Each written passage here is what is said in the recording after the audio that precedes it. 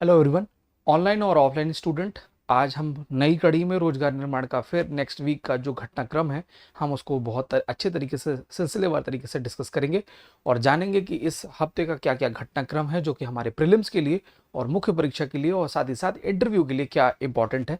आज हम उसको बहुत अच्छे से जानेंगे। ठीक है, तो सितंबर मंथ का ये हमारा रोजगार निर्माण है और सबसे पहले जो इस हफ्ते का घटनाक्रम है वो देख लेते हैं कि हमारे माननीय मुख्यमंत्री जी ने नई दिल्ली में इंटरैक्टिव सेशन का आयोजन किया है। अब देखिए क्या है हमारा जो रोजगार निर्माण का जो ये सीरीज है क्यों इंपॉर्टेंट है। हम अब दो नई चीज आपको देने जा रहे हैं। क्या, एक तो हम आपको ये पढ़ाएंगे, साथ ही साथ पढ़ाने के इट मीन्स कि हम डिस्कशन करेंगे, फिर इसका हम सिनॉप्स लेके आ रहे हैं। सिनॉप्स के साथ इसका हम लगे हाथ इस टॉपिक का क्या एक्सपेक्टेड एमसीक्यू हो सकते हैं वो एमसीक्यू भी लगे हाथ आपका सॉल्व करा देंगे। तो आपको क्या चीजें होंगी, एक साथ कई चीजें आपकी प्रिपेयर हो जाएंगी। तो हर टॉपिक के बाद मैं कम से कम 1 से 2 एमसीक्यू जरूर सॉल्व कराऊंगा, जिससे आपकी जो भी इस पूरे आर्टिकल से संबंधित जो खास चीज क्या हो सकती थी वो हम इसमें डिस्कस कर लेंगे और एक्स्ट्रा फैक्ट जो भी होगा वो भी हम डिस्कस कर लेंगे। चलिए, तो निवेश को आकर्षित करने के लिए प्रधानमंत्री मोदी जी का जो एक सपना था कि मेक इन इंडिया है और आत्मनिर्भर भारत की संकल्पना है, उसको कैसे हम साकार करना है, उसका जीता जागता एग्जाम्पल हमारा मध्य प्रदेश है। जहां मध्य प्रदेश में, प्यारे बच्चों, मैं आपको बता दूं कि मध्य प्रदेश सरकार अब तेजी से रोजगार का सृजन करने के लिए सबसे अच्छा काम कर रही है। रीजनल कॉन्क्लेव का आयोजन कर रही है और साथ ही साथ रीजनल कॉन्क्लेव के साथ वो अन्य राज्यों में जाकर इंटरेक्टिव सेशन कर रहे हैं, जिससे अधिक से अधिक क्या होगा, निवेश आकर्षित हो पाए। तो प्रधानमंत्री श्री नरेंद्र मोदी की मेक इन इंडिया और विकसित भारत के संकल्पना को साकार कर रहा है। और अब ये क्या कर रहा है, इस इंटरेक्टिव सेशन में अपॉर्चुनिटी में इन्वेस्टमेंट करने के लिए, अब देखिए क्यों इन्वेस्टमेंट करने के लिए बुलाया जा रहा है, तो मध्य प्रदेश में पीएम मित्र पार्क की स्थापना होने जा रही है। क्या नाम है उसका, PM Mitra park. PM Mitra park, ठीक है। तो पीएम मित्र पार्क कहाँ कहाँ स्थापित होने जा रहा है, तो चलो एक बार थोड़ा सा डिस्कस कर लेते हैं ये कहाँ कहाँ है। तो नई दिल्ली में एक बार हम इसको जान लें कि क्या क्या काम करने की चीज है। तो नई दिल्ली में मध्य प्रदेश सरकार द्वारा interactive session investment opportunity PM Mitra park आयोजित किया गया। इसमें माननीय मुख्यमंत्री हमारे मोहन यादव जी की जो नेतृत्व में उन्होंने बोला कि आप मध्य प्रदेश में इन्वेस्टमेंट करिए और ना केवल आप इन्वेस्टमेंट करेंगे बल्कि आपको जो इसका परिणाम है बहुत सुखद देखने को मिलेगा। इस परिणाम में जो पूरा सेशन था तो 12,508 करोड़ रुपए का इन्वेस्टमेंट इस सेशन से मध्य प्रदेश शासन को प्राप्त हुआ। अब इसका फायदा क्या होगा, मीन्स के लिए इंपॉर्टेंट है कि जब इस टाइप का समिट होता है या सेशन होते हैं तो इसका फायदा केवल एक व्यक्ति या एक सरकार को नहीं होता बल्कि सभी व्यक्तियों को होता है। कैसे, 18,000 लोगों को रोजगार डायरेक्टली आपको यहां सृजित होते हुए देखने को मिलेगा। फिर क्या है, मुख्यमंत्री ने कहा कि पीएम मित्र पार्क से भारत को टेक्सटाइल कैपिटल बनाने की दिशा में ये पहला कदम होगा। ठीक है, और बहुत तेजी से हम टेक्सटाइल पे काम कर रहे हैं। ठीक, तो ये टेक्सटाइल इंपॉर्टेंट इसलिए क्योंकि भारत जैसे देश में बहुत तेजी से कपास का जो प्रोडक्शन है वो बहुत तेजी से हायर लेवल पर जा रहा है और यही काम का क्या कर रहे हैं आपके, जब हमारे पास इस टाइप की अपॉर्चुनिटी हो तो इस अपॉर्चुनिटी को गेन कर लेना चाहिए। तो अगले 7 पीएम मित्र पार्क में से एक पीएम मित्र पार्क मध्य प्रदेश में स्थापित होगा और निवेश के मामले में मॉडल स्थापित करेंगे। अब आपके 7 पीएम मित्र पार्क में आप पूछेंगे कि सर एक मध्य प्रदेश में है तो अन्य क्या क्या है, तो देख लीजिए बच्चों, डिस्कस कर लेते हैं। ये इसका एमसीक्यू क्वेश्चन है मगर हम आपका एक्स्ट्रा फैक्ट देख लेते हैं। चलिए आगे क्वेश्चन सॉल्व कर लेते हैं फिर बताते हैं। पीएम मोहन यादव के अनुसार पीएम मित्र, ये आपके लिए भी क्वेश्चन है और इसका आंसर बताने के पहले मैं डिस्कशन कर लूंगा फिर आपको आंसर बताऊंगा।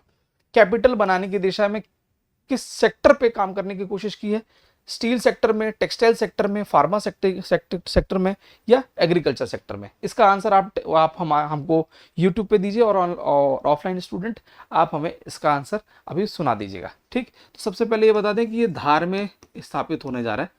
ठीक, मध्य प्रदेश का धार और एक जगह है बदनावर में। ठीक, पीएम मित्र पार्क शुरुआत प्रारंभ कब हुआ इसका, आपके मन में होगा सर कि पीएम मित्र पार्क का सबसे पहले ये बात कहां आई, तो 17 मार्च 2023 में इसका अनाउंसमेंट हुआ। ठीक, अनाउंसमेंट हुआ और इसमें 7 राज्यों के चयन किया गया। एक है तमिलनाडु,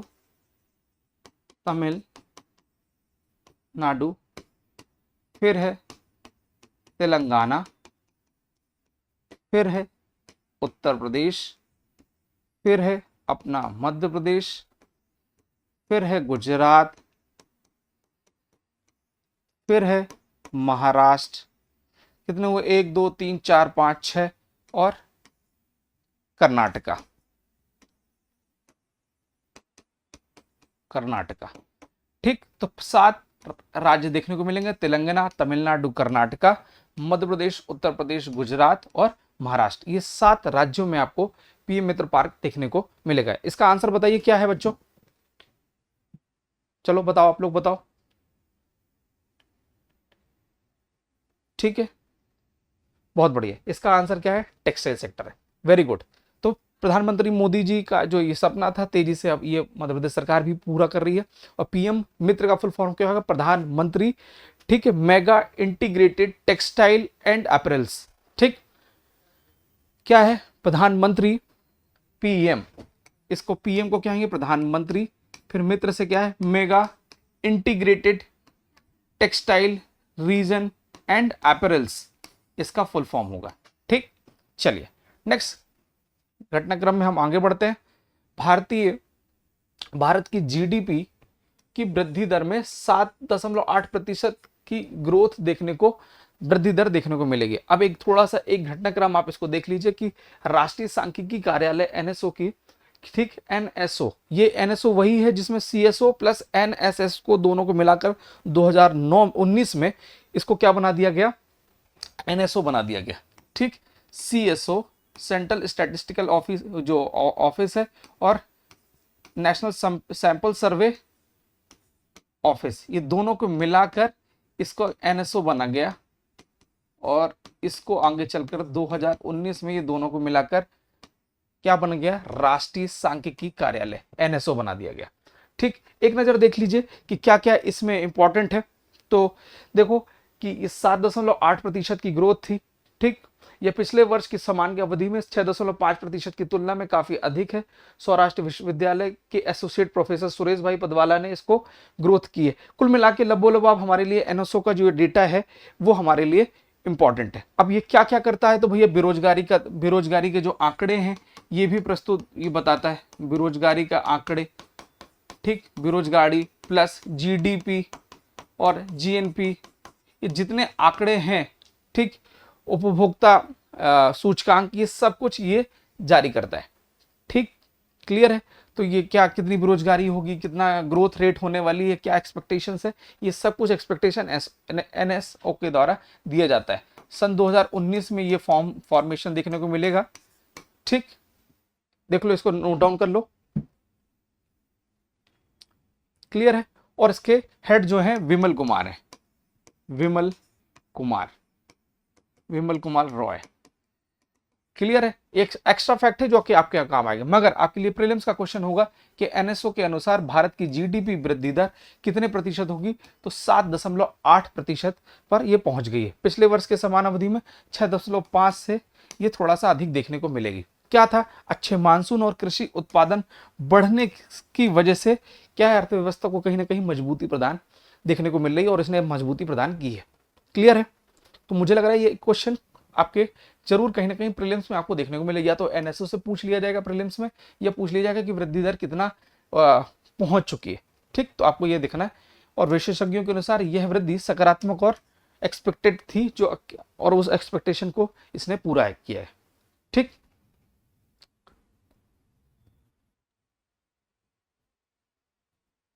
हमारे लिए बस क्या क्या इंपॉर्टेंट थी, इसकी स्थापना, एनएसओ का फुल फॉर्म क्या है। ठीक, आपके मन में होगा सर, कुछ बच्चे पूछ रहे हैं कि सर आपने इतना आंकड़े क्यों दे दिए? इसलिए आंकड़े दे दिए क्योंकि भैया आपको केवल इसी पे अटक नहीं रहना है, आपको एक्स्ट्रा फैक्ट भी रखना है कि एनएसओ की स्थापना क्यों हुई। एनएसओ का मुख्यालय रख लो। एनएसओ के मुख्यालय कहाँ है? न्यू दिल्ली में, नई दिल्ली में इसका मुख्यालय। ठीक, चलिए अब ये एमसीक्यू है आपके लिए कि राष्ट्रीय सांख्यिकी कार्यालय के अनुसार वर्ष 2025 की पहली तिमाही में भारत की जीडीपी वृद्धि दर कितनी रही? चलिए 5 सेकंड का समय दे रहा हूं आपको, आप बताइए कितना है। ठीक, आप लोग शांत रहिए। ठीक, बहुत अच्छा। जो अभी हमने डिस्कस किया था 7.8%। चलिए नेक्स्ट टॉपिक पे हम जाते हैं। भारत के गौरवपूर्ण समय को पुनर्स्थापित करेगी ये वैदिक घड़ी। ठीक, वैदिक घड़ी क्या होती है भैया? ये वैदिक घड़ी प्राचीन काल से चली आ रही है। ये क्या करेगी? ये सूर्य के पूरी जो रोटेशन है उसके अनुसार ये काम करती है। जो जो सूर्य की जो गति है, सूर्य की गति, उसको ध्यान करके उसकी गणना की जाती है। जैसे कि सूर्योदय हो गई, सूर्योदय हो गया, फिर सूर्यास्त हो गया, इसको ध्यान में देखते हुए उसकी गणना की जाती है। क्लियर है? ये थोड़ा सा आपको, ये आपके लिए इंपॉर्टेंट फैक्ट है, जो इसको जरूर आपको ध्यान रखिएगा। ठीक, तो ये अगर इस टाइप की चीजें आप करेंगे तो मुझे लग रहा है कि इस टाइप की चीजें थोड़ा सी याद रखेंगे तो आप इंटरव्यू में भी बोलने की पोजीशन पे रहेंगे। ये एप्लीकेशन विक्रमादित्य, कौन सी एप्लीकेशन लॉन्च की गई है? तो विक्रमादित्य गणित घड़ी ऐप लॉन्च की गई है। ठीक, इसमें युवा भी इसको डाउनलोड कर सकते हैं। मतलब एक जमाने में केवल सीएम ऑफिस में, देखिए अभी तो सीएम ऑफिस में लगा और पहले उज्जैन में भी देखने को मिलेगा, मगर अब आपको यहाँ भी चीजें मिलेगी। ठीक, स्मारक से आरंभ हुई भारत का पृथ्वी का समय, एक्चुअल समय।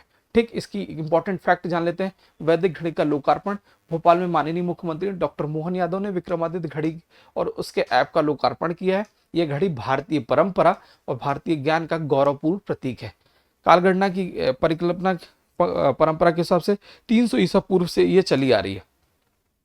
मुख्यमंत्री निवास में भारत का समय पृथ्वी का समय, ये एक रैली एक लॉन्च की गई थी, भारत का समय पृथ्वी का समय, ये याद रखना है। युवाओं के लिए मोबाइल एप्लीकेशन, कौन सा नाम है एप्लीकेशन का? विक्रमादित्य वैदिक क्लॉक। ठीक, तो बस अपन को याद रखना है कि विक्रमादित्य वैदिक क्लॉक है। मेंस में आपसे हो सकता है कि या इंटरव्यू में पूछ लिया जाए कि ये जो विक्रमादित्य वैदिक क्लॉक है ये किस चीज पे आधारित है, इसकी गणना कैसे की जाती है, तो ये सब आपको इसमें बताना है। ठीक, चलिए।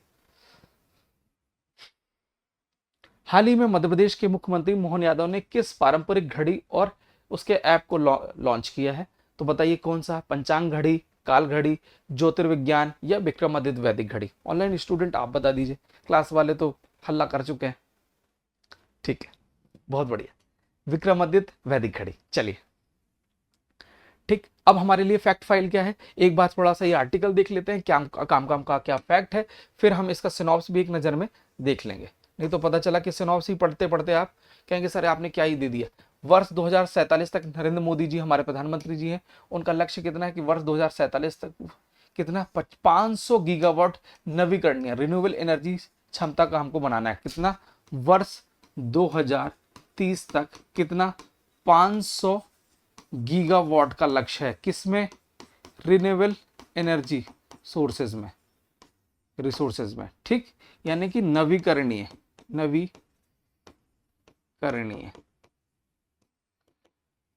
ठीक, विकसित भारत के निर्माण के प्रमुख लक्ष्यों में से एक है नवीकरणीय ऊर्जा के क्षेत्र में भारत एक शीर्ष स्थान पर होना। इसलिए प्रधानमंत्री, ये देखो ये आपके काम की चीज है, फिर तो अब हम इसका सिनॉप्स दिखाई देंगे आपको कि प्रधानमंत्री श्री नरेंद्र मोदी जी द्वारा वर्ष 2047 तक 500 गीगावाट नवीकरणीय ऊर्जा क्षमता हासिल करने का लक्ष्य रखा है। मुख्यमंत्री जी द्वारा यादव का, हमारे माननीय मुख्यमंत्री यादव जी का कहना है कि प्रधानमंत्री मोदी जी की ये संकल्पना है और जिसका हम तेजी से हम साकार करने के लिए अपना भी रोल अदा कर रहे हैं। ठीक, अब इसमें क्या क्या कर रहे हैं देखिए।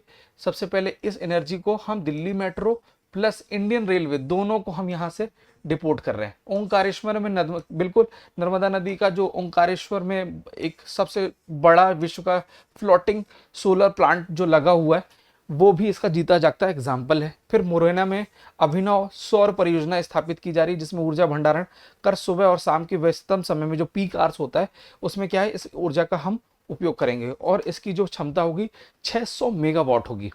ठीक, इससे रोजगार के अवसर प्राप्त होंगे। ठीक, इसका सिनॉप्स तो हम देख रहे हैं, बस ये देख लीजिए। ग्लोबल इन्वेस्टर समिट 2025 में नवीकरणीय क्षेत्र में कितने लाख? तो 6.25 लाख करोड़ रुपए का इसमें निवेश प्राप्त हुआ था। ठीक, ग्लोबल इन्वेस्टर समिट में 6.25 लाख करोड़ रुपए का इन्वेस्टमेंट यहाँ प्राप्त हुआ था, तो ये आपके मेंस में भी काम आने वाला है। फिर 1,85,000 नए, इससे क्या होगा? रोजगार प्राप्त हो जाएगा दोस्तों। ठीक, ये याद रखना है। फिर मुरैना में 800 मेगावाट की सोलर परियोजना विकसित की जा रही है, ये जरूर याद रखना है, यही हमारे काम का आएगा। कितना? 800 मेगावाट। परियोजना की भंडारण क्षमता यही जो हमने डिस्कस किया था।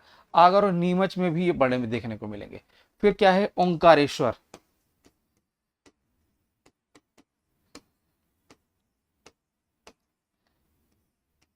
ठीक, ओंकारेश्वर में भी अभी कम से कम 200, पहले फेज में, फर्स्ट फेज में 278 मेगावाट का काम देखने को चालू हो गया है कि भैया ये तो वर्किंग कंडीशन में है। ठीक, बस आपको बस यही देखना था। देखिए इन्वेस्टर रुझान क्या है, ग्लोबल इन्वेस्टर समिट 2025 में नवीकरणीय ऊर्जा के क्षेत्र में 6.25 लाख करोड़ रुपए के निवेश प्राप्त हुए हैं। इस निवेश में 1,85,000 नए रोजगार देखने को मिलेंगे। सरकार का लक्ष्य है कि वर्ष 2030 तक 50% ऊर्जा अक्षय ऊर्जा से प्राप्त करना है। प्रदेश में 24,600 से अधिक मेगावाट बनाने की वर्तमान क्षमता है। तो देखो एक नया फैक्ट मिल गया, वर्तमान क्षमता कितनी है अपनी, वर्तमान क्षमता कितनी है, 24,500, ठीक, मेगावाट। ठीक है, ये आपके क्षमता है। चलिए फोन बजता रहता है, बजने दो, कोई दिक्कत नहीं है।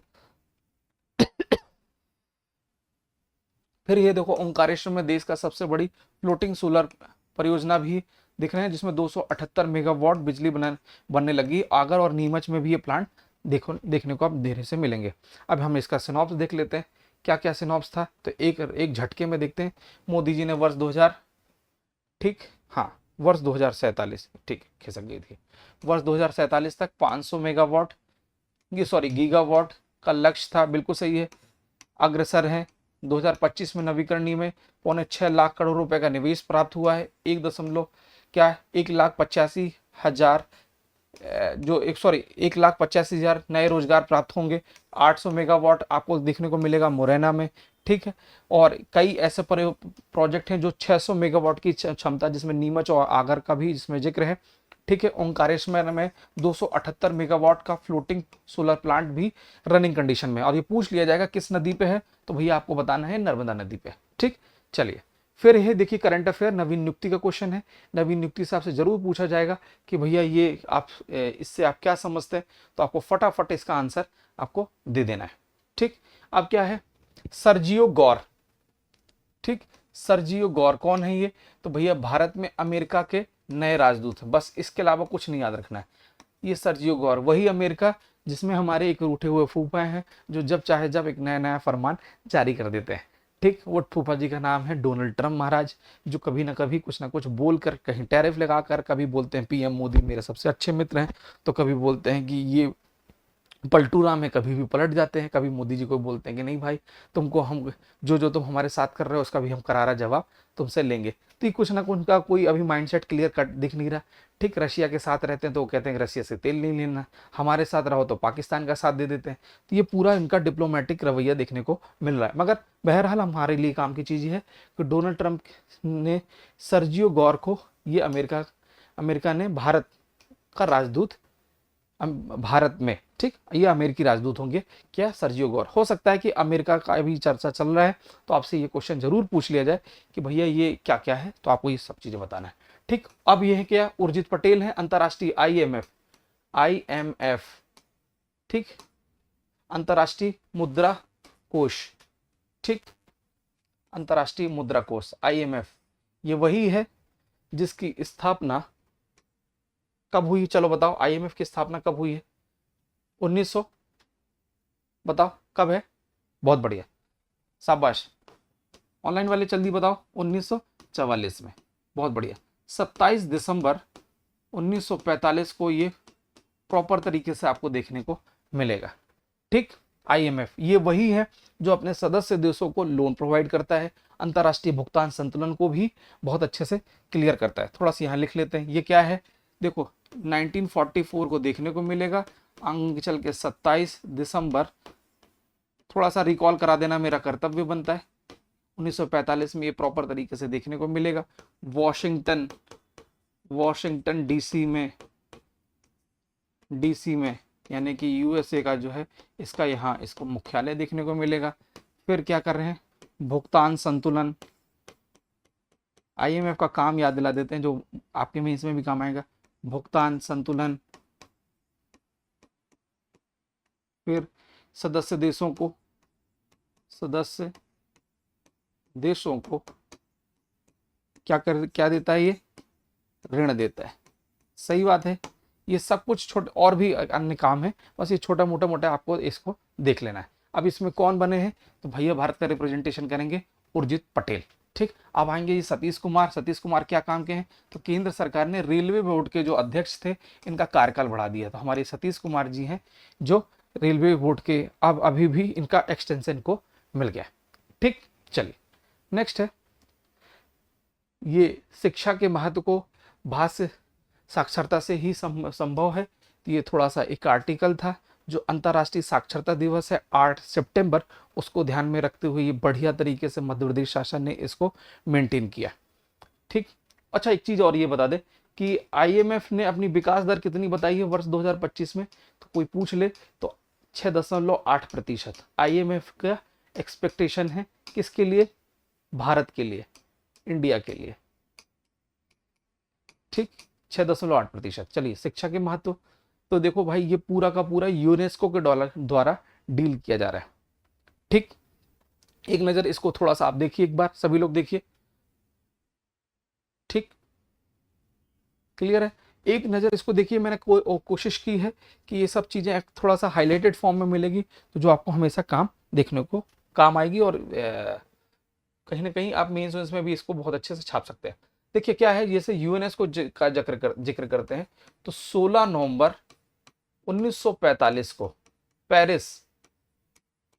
पेरिस इट मीन्स ये फ्रांस में है, इसकी स्थापना देखने को मिलेगी। ठीक, विश्व में शिक्षा के महत्व को स्थापित करने और निरक्षरता को समाप्त करने के लिए संयुक्त राष्ट्र, कौन सा भैया, संयुक्त राष्ट्र शैक्षिक वैज्ञानिक एवं सांस्कृतिक संगठन है यूनेस्को, जिसने अंतर्राष्ट्रीय साक्षरता दिवस का आयोजन किया। इसका सिनॉप्स हम नहीं, सीधे हमने काम की चीज उतार ली है। तो यूनेस्को ने 1965 में 17 नवंबर को यह निर्णय लिया। प्रतिवर्ष कब मनाएंगे, 1965 में सोचा उन्होंने कब मनाएंगे, तो 8 सितंबर को विश्व साक्षरता दिवस के रूप में मनाने का निर्णय लिया गया। कब है अंतर्राष्ट्रीय साक्षरता दिवस, तुम बताओ। ठीक है, वही जो हमने अभी सामने दिखाया, 8 सितंबर। देखो क्या रहता है, बीच बीच में थोड़ा सा जब बच्चों को नींद आती है, तो नींद वालों को भी थोड़ा सा पता कर लेना, हिलाना पड़ता है कि भैया जग रहे हो कि नहीं जग रहे हो। ठीक है, ठीक, इसका उद्देश्य क्या था, तो शिक्षा के महत्व को दर्शाना, शिक्षा के महत्व की पुनर्स्थापना करना और निरक्षरता को जड़ से मिटाना इसका अहम लक्ष्य था। अब पूछा जाएगा प्रीलिम्स में किसी ने पूछ लिया कि भैया आप बताओ कि साक्षरता दिवस की शुरुआत की हुई, तो पहला अंतर्राष्ट्रीय साक्षरता दिवस कब मनाया गया, तो 1966 में 8 सितंबर को पहली बार क्या बनाया गया, अंतर्राष्ट्रीय साक्षरता दिवस। बस हमारे लिए काम की चीज यही है। फिर अब एक चीज ये देखो कि साक्षरता की परिभाषा और साक्षरता के मानदंड क्या हुआ। साक्षरता को अब इस प्रकार परिभाषित किया जाएगा कि पढ़ने और लिखने और समझ के साथ गणना करने की, कैलकुलेशन करने की पावर आ जाती है। ठीक, और पहचानने की, समझना, व्याख्या करना और बनाने की क्षमता, साथ ही डिजिटल साक्षरता, वित्तीय साक्षरता आदि महत्वपूर्ण, ये कहीं ना कहीं अगर आप जानते हैं तो ये आप साक्षर माने जाएंगे। किसी राज्य या केंद्र शासित प्रदेश में पूर्ण साक्षरता माना जाएगा जब वह 95% साक्षरता दर प्राप्त कर लेता है। क्लियर है नहीं, बताइए आप। बहुत बढ़िया। चलिए फिर क्या है, साक्षरता प्रमाणन के लिए क्या है, न्यू इंडिया लिटरेसी प्रोग्राम चालू किया गया। न्यू इंडिया लिटरेसी प्रोग्राम, जहां क्या कराया जाएगा, बुनियादी साक्षरता और छोटा मोटा फंडामेंटल कैलकुलेशन भी, इसमें न्यूमेरिक एबिलिटी को भी जांचा जाएगा कि भैया आप पढ़ पा रहे हैं कि नहीं पढ़ पा रहे हैं। नेक्स्ट फिर देखना, अब ये हमारे लिए प्रीलिम्स से काम का फैक्ट है कि सर ये क्या आप पूरा का पूरा आर्टिकल पढ़ा रहे हैं, भैया पढ़ना जरूरी है। हमने क्या किया कि हमने पढ़ना छोड़ दिया। ठीक, इसी बीच में पढ़ने से याद आया, मैं आपको बता दूं कि हम सबके लिए प्रीलिम्स बहुत इंपॉर्टेंट है। तो हमने क्या किया है कि हमने प्रीलिम्स टेस्ट सीरीज आप सभी के लिए लॉन्च की है। एक सेकंड आप इसको देख लीजिए। ठीक, तो 20 तारीख से प्रीलिम्स की हमारी टेस्ट सीरीज चालू हो रही है। अब बोलेंगे सर ये काम की क्या है, तो ये इसलिए काम की है क्योंकि ये टॉपिक वाइज टेस्ट सीरीज है। हम टॉपिक वाइज तरीके से चीज़ों को आपको डील करेंगे, हमको बताएंगे कि भाई यूनिट 1 में केवल यूनिट 1 पूरा नहीं तैयार करना है, यूनिट 1 का पहला जो टॉपिक है संकल्पना एवं विचार, उसको कंप्लीट कर लीजिए। इसकी मतलब ये टॉपिक वाइज है, कुछ यूनिट वाइज है, फिर सबको जो दोनों टॉपिक और यूनिट को मिला दिया जाएगा वो भी मिलेंगे। और प्रीवियस ईयर के पेपर हैं जो एमपीपीएससी के साथ अदर एग्जाम है उसके भी आपको क्वेश्चंस में आपको मिल जाएंगे। साथ ही साथ हम आपको बता दें कि इसकी फीस एकदम नथिंग अमाउंट है। हमारा जो नंबर है 903909, आपको कॉन्टेक्ट नंबर मिल जाएगा यूट्यूब की लिंक में, तो 9039030348 पर कॉल कर सकते हैं। और साथ ही साथ हमने प्रीलिम्स का स्पेशल बैच लॉन्च किया है। ऑनलाइन स्टूडेंट और ऑफलाइन स्टूडेंट, ऑफलाइन के लिए एक छोटा सा अमाउंट है और ऑनलाइन वाले के लिए नथिंग ही अमाउंट है। वो नंबर पे, दिए नंबर पे आप कॉल करिएगा, आपको हमारा जो ऑफिस है वो आपको पूरी की पूरी जानकारी दे देगा, जहां आपको हम प्रॉपर तरीके से का गाइड करेंगे। कुछ एक हमने प्रीलिम्स मेंटरशिप प्रोग्राम स्टार्ट किया है जिसमें टेस्ट का डिस्कशन भी होगा और प्रॉपर क्लासेस भी होंगी। क्लासेस में आपको हमने हमारी प्रीलिम्स की क्लासेस 5 तारीख से चालू हो गई हैं। वो बच्चे जो कहीं ना कहीं प्रीलिम्स को लेकर भटकाव है, तो आप निश्चित तौर पर मान के चलिए कि हमारा जो चैंपियन स्क्वायर है वो आपको समर्पित तरीके से आपके लिए प्रीलिम्स निकालने की गारंटी देता है। हर बच्चा परेशान रहता है कि 1700 बच्चों का कंपटीशन है एक सीट में एमपीपीएससी में, तो मेन से ज़्यादा प्रीलिम्स कठिन हो गया। तो हम यहाँ क्या कर रहे हैं कि यहाँ पैरेलली 3 बजे से जो बैच चलता है, हम लाइव फ्रॉम क्लासरूम आपको चीज़ें प्रोवाइड करेंगे। ऑनलाइन क्लासेस जो लाइव रहेगी, जहाँ हम आपको याद कराएंगे पीडीएफ के द्वारा, हाँ कुछ नोट्स बनवाएंगे और आपको प्रिंटेड नोट्स भी देंगे और सब कुछ तरीके से याद भी कराएंगे ट्रिक्स के द्वारा। और ये सब कुछ एक प्रॉपर तरीके से मेंटरशिप जब मिलेगी तो आपको प्रीलिम्स बहुत अच्छे से निकल जाएगा। तो याद रखें कि ये आपके लिए बहुत कारगर सिद्ध होने वाला है। ठीक, चलिए मुद्दे पे आते हैं। साक्षरता अभियान का लक्ष्य क्या है? भारत में साक्षरता अभियान का इतिहास, राष्ट्रीय साक्षरता मिशन। अब पूछा जाएगा कि राष्ट्रीय साक्षरता मिशन कब चालू हुआ, तो 1988 में राष्ट्रीय साक्षरता मिशन चालू हुआ।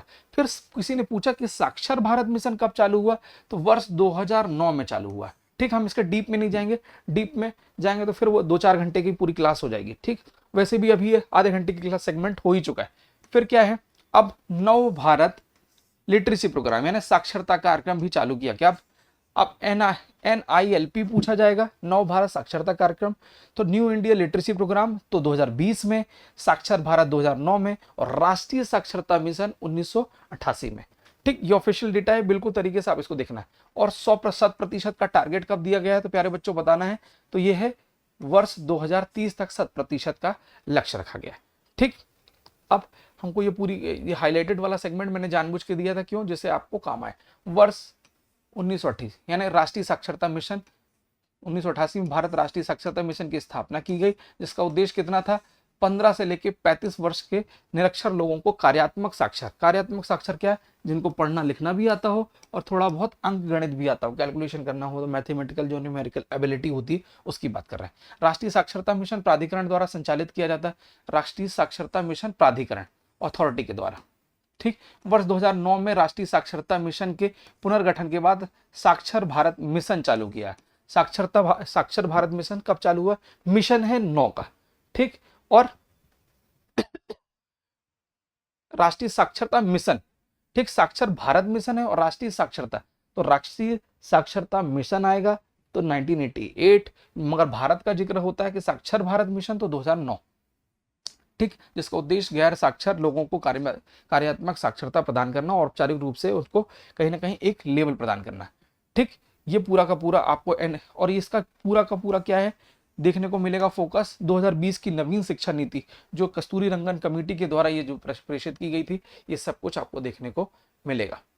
ठीक, बस मैं आपको काम की चीज दिखा रहा हूँ। हाँ, भारत में समग्र साक्षरता दर अभी भी कितनी है? कोई पूछे कि समग्र साक्षरता दर कितनी है भारत की, तो बता देना 80% के आसपास लग रही है, बल्कि 5 साल बाद 2030 तक ये इसको 100% करने का लक्ष्य है। ठीक, अभी देखिए कितनी है, 80.9% अभी एक्सपेक्टेड देखने को आपको चीजें मिल रही हैं। अब सबसे साक्षरता प्रीलिम्स के लिए राज्यों में साक्षरता दर सबसे अधिक कहाँ देखने को मिलेगी, तो वो देखने को मिलेगी मिजोरम में, जहां 98.2% तक की ग्रोथ रेट मतलब लिटरेसी रेट आपको देखने को मिलेगा, और सबसे कम है हमारा बिहार। ठीक, फिर नवीन आंकड़े क्या है? फिर से देख लीजिए, मिजोरम का रिवाइज कर दिया, मिजोरम 98% है, सबसे आगे है। पुरुषों की साक्षरता 87% और महिलाओं की 74%, जो हमारा मध्य प्रदेश का है। इसी तरीके से साक्षरता 88.9% है, जो 77% आपको देखने को मिलेगा। मध्य प्रदेश की साक्षरता की बात करें, लेकिन 69.32% से 75.2% तक बीच बताई जाती है। ठीक, तो वर्ष 2025 में नवीनतम आंकड़ों के अनुसार मध्य प्रदेश की साक्षरता 69.32 है ऑफिशियल, अभी आपको यही देखने को मिलेगी। फिर जब नया आंकड़े आएंगे तो वो आपको देखने को मिलेगा। चलिए, अब आपसे इसमें एमसी का क्वेश्चन पूछ लेता हूं मैं। और अंतरराष्ट्रीय, चलिए बता दे चलो क्लास वाले स्टूडेंट, अंतरराष्ट्रीय साक्षरता मिशन, ठीक, अंतरराष्ट्रीय साक्षरता मिशन, सॉरी साक्षरता दिवस कब चालू हुआ? तो ये है 8 सितंबर। सही है, इसको मिटा देता हूं। ठीक, 8 सितंबर, बहुत बढ़िया। भारत में साक्षरता मिशन क्लियर करिए, बताइए क्या है। तो भारत में साक्षर भारत मिशन कब चालू हुआ?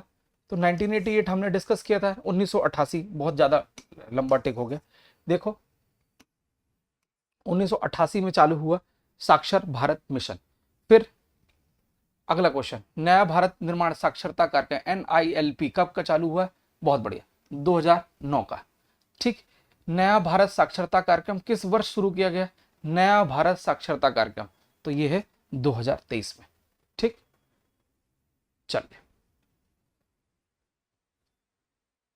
फिर ये कुंदा नदी है, इस बार की जो चर्चा का विषय बना था, ये कुंदा नदी है। कुंदा नदी का एक उसमें जो हमारा रोजगार निर्माण है उसमें हमेशा चर्चा में रहता है कि नदी के बारे में बताइए, तो कुंदा नदी है जो कि आपको खरगोन में देखने को मिलेगी। ठीक, इसका सिनॉप्स आपको मिलेगा, परेशानी होना। ठीक, ये है मीराबाई चानू। एक सेकंड रुकिएगा।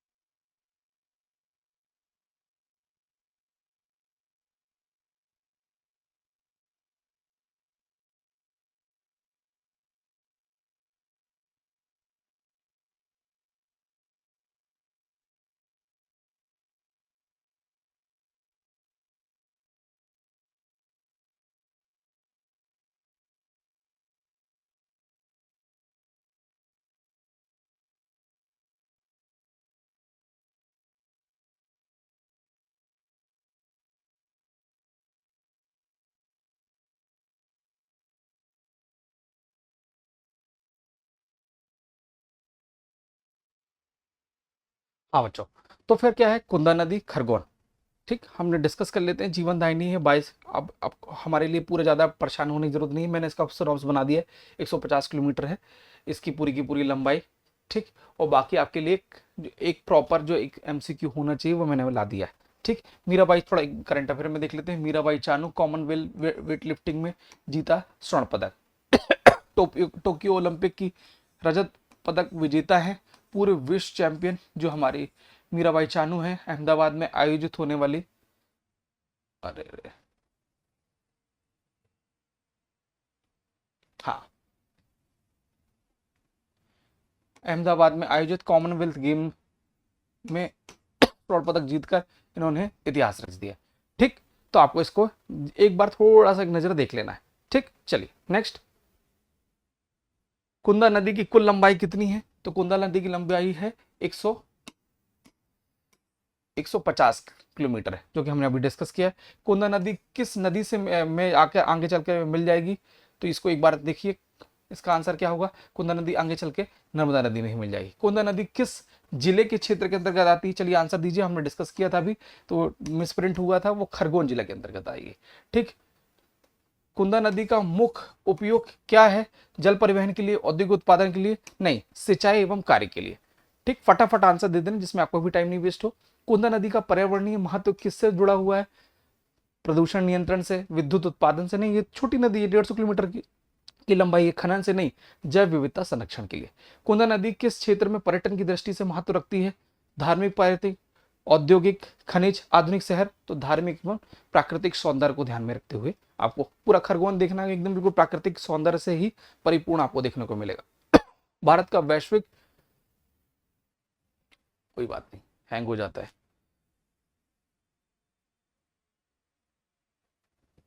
हाँ, भारत करेगा विश्व बैडमिंटन चैंपियनशिप की मेजबानी कब? वर्ष 2026। तो बस यही देखना है कि मेजबानी कब करने का प्लान है। वर्ष 2026 में बैडमिंटन चैंपियनशिप है उसकी मेजबानी करने को मिलेगा।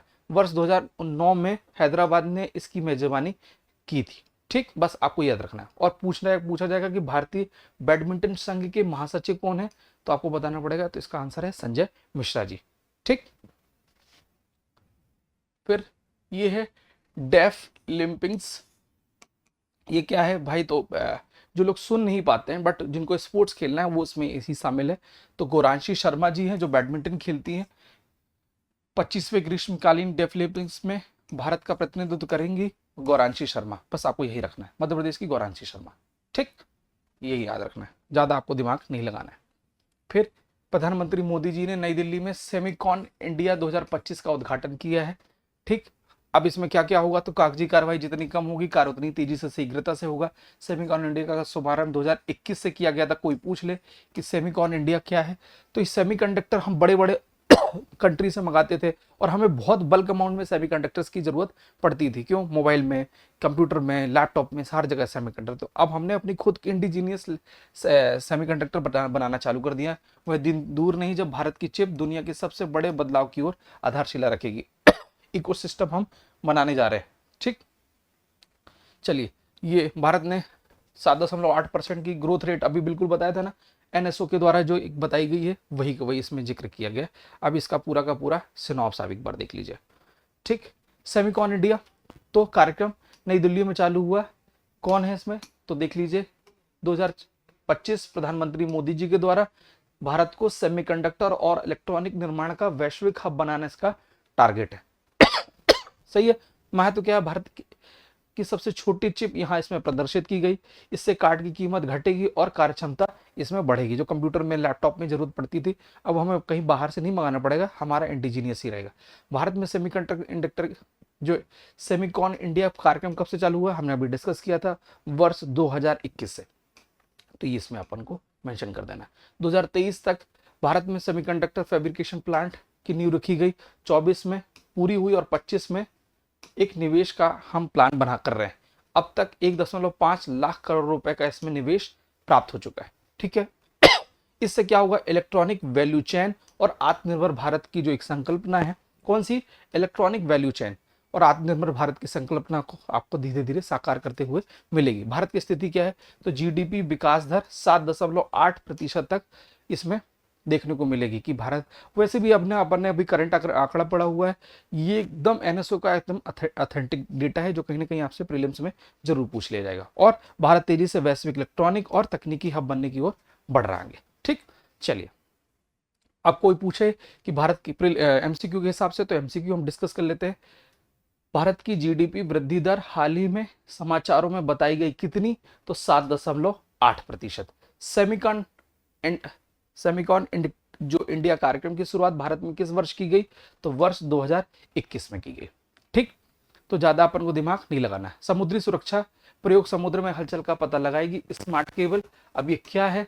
तो एक जमाने में जो सुनामी आती थी तो पता नहीं लगता था, बहुत प्रॉब्लम जाती थी। और आपदा का इस टाइम पीरियड में हमारे पास एक ऐसा एक सिस्टम हमको डेवलप करना चाहिए था और कर भी लिया है कि जो सुनामी आने के पहले ही हमको चेतावनी दे दे। तो सुनामी से जुड़ी आपदाओं की समय पर चेतावनी देने की दिशा में एक नई पहल शुरू की जा रही है। क्या? हैदराबाद स्थित भारतीय राष्ट्रीय महासागर सूचना सेवा केंद्र। प्रीलिम्स में आपसे पूछा जाएगा कि भारतीय राष्ट्रीय महासागर सूचना सेवा केंद्र कहाँ है? तो हैदराबाद में है। ठीक, INCOIS अगले वर्ष 5 वर्षों में under water land slide zone की मैपिंग करेगा। कुल मिला के क्या है, जो अर्थक्वेक आने वाला है या सुनामी आने वाली उसकी पूरी की पूरी ये जानकारी हमको दे देगा।